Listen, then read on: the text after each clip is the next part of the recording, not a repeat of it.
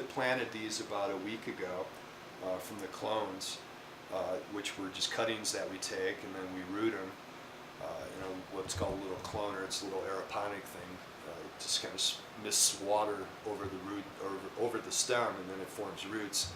And then we use a Sunshine 4 mix and use these smart pots. We have pretty good luck with this system that we use. And we've got a lot of different kinds here. We've got some cherry slider, bubble gum, let's see, blueberries, sour diesel, a lot of subcool strains, Vortex, Jelly Bean, and so on. Not everybody can do this. They can't. For one, they don't have the expertise.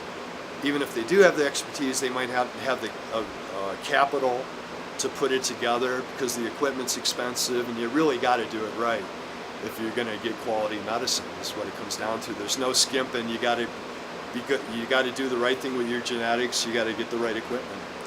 And so, and a lot of the folks that we work with, they're disabled or have different ailments that they just can't put the time into it as far as that goes, because it's something that you got to keep on every day. It's not like growing a bush out in the yard or something like that. You water it on the weekends. If you keep it local and you use your local growers and you help them and you get them the right genetics, you get them the expertise, you've kind of got secure the supply chain, plus you help the local economy by putting money into these guys' pockets. Nobody's going to get rich off of it, but you're supplementing people's incomes, and that money goes directly right into the local treasuries of the mountain towns and things like that. I think it's a great idea, and I kind of think it's unique in the mountain towns where we can kind of control it a little better maybe than the bigger cities like Denver or the Springs, where it could maybe get out of control if they didn't put a hammer to it right away. Which I think is another great thing for the county of Boulder, because the warehouse we're looking at, I can't really say where it is or what's going on with that, but it's sat empty for years, from what I understand, or most of it. And once they decided they were going to let people come in there and lease off different spots and do grows, medical marijuana grows, I think they leased all the space in like a day and a half. So, this could be like a good model for a lot of different warehouses or buildings that we've got sitting in the different industrial parks and whatnot.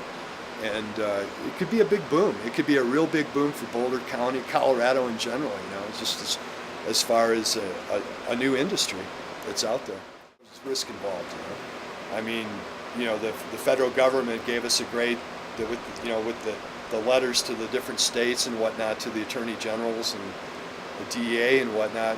I mean, that's a great start, and it seems to me it's a nod in the right direction, but am I leery? Sure, of course, and you always got to be careful, but that's what it comes down to.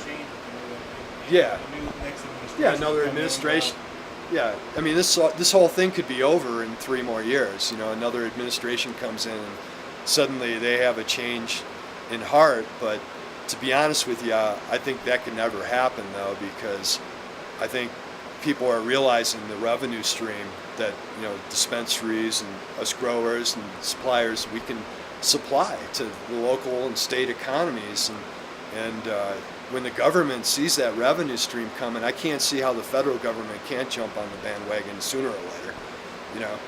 If not, I think all 50 states will just do it, and hopefully I'm hoping another 10 hit before the next election cycle, get it passed, because at that point, what are you going to do? I think you'd have another civil war, you try to take away states' tax money, that's what it comes down to.